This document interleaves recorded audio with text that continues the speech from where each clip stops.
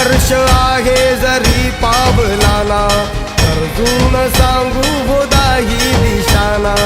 आयुष्य लावू हो आम्ही पणाला, आशा स्वप्न वेड्या तुझ्या लेकराला. आधार लाभो तुझ्या सबुलीचा, कौतुक करता तू दुःख हरता भक्तगणांचा दाता. तुझ्या भक्तीचा जागर केला ते वरदान तू आता.